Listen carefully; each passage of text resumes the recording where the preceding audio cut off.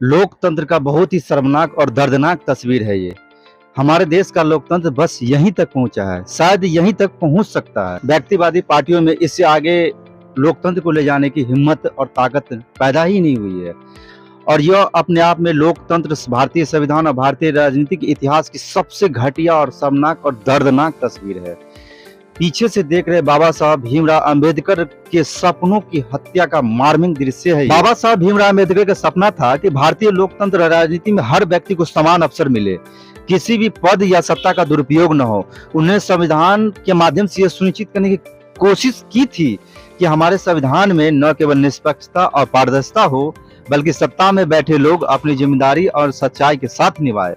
पर आज की राजनीति में जो तस्वीरें देखने को मिल रही है, वह संविधान और लोकतंत्र दोनों मूल्यों की अवहेलना है। यह ऑक्सफोर्ड यूनिवर्सिटी की शिक्षा व्यवस्था पर भी सवालिया निशान खड़ा करती है। लाखों महिलाओं की महिला सशक्तिकरण का सपना का भी भद्दा अपमान है। दरअसल शराब घोटाले के आरोपी अरविंद केजरीवाल को बार बार जेल जाना पड़ रहा है। सुप्रीम कोर्ट ने कामकाज पर रोक लगा दी है, तो अंत उन्होंने कुर्सी छोड़ दी। अपनी ही पार्टी के विश्वस्त महिला नेत्री आतिशी को मुख्यमंत्री बनाने की घोषणा की। अरविंद केजरीवाल की सरकार में मंत्री रही और उनके कामकाज के अनुभव भी है। जब उनके मुख्यमंत्री बनाने की घोषणा हुई तो पता चला कि ऑक्सफोर्ड यूनिवर्सिटी में पढ़ी है और उनके माता पिता भी अच्छे शिक्षाविद है। अब मुख्यमंत्री की कुर्सी संभालने के बाद जब आतिशी ने अपनी कुर्सी के बगल में एक और कुर्सी खाली छोड़ी, तो यह अरविंद केजरीवाल जी के लिए है।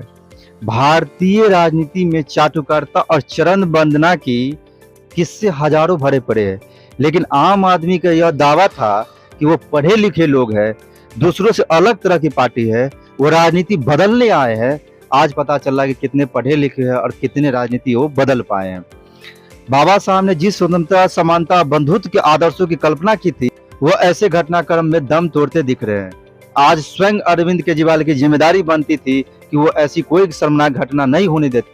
इस तस्वीर ने अरविंद केजरीवाल के तमाम दावों को ध्वस्त कर दिया जो उन्होंने राजनीति में आने से पहले और राजनीति में आने के बाद किए थे। और अंत में मैं इतना ही कहना चाहूंगा कि यह दृश्य भारतीय लोकतंत्र की कमजोरी, महिला सशक्तिकरण का अपमान और बाबा साहब भीमराव अंबेडकर के सपनों की हत्या का प्रतीक के रूप में देखा जा रहा है।